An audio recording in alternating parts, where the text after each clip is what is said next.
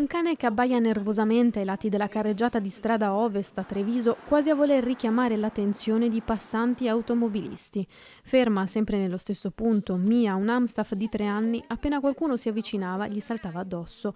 Spaventati i passanti nel buio del tardo pomeriggio di mercoledì scorso cercavano di evitarla per paura di essere aggrediti. Di passaggio una volante della Polizia di Stato e del reparto prevenzione crimine, vedendo il cane, si sono fermati notando che Mia continuava ad andare loro incontro per poi allontanarsi.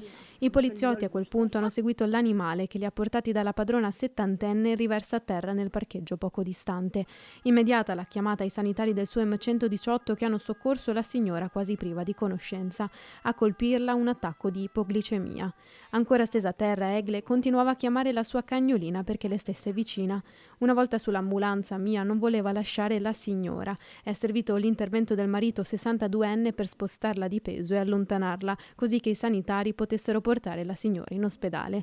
Mia mi segue ovunque, ha raccontato Egle, da quando io e mio marito l'abbiamo portata a casa 3 anni fa non ci siamo mai separate. Senza di lei forse ora non sarei qui.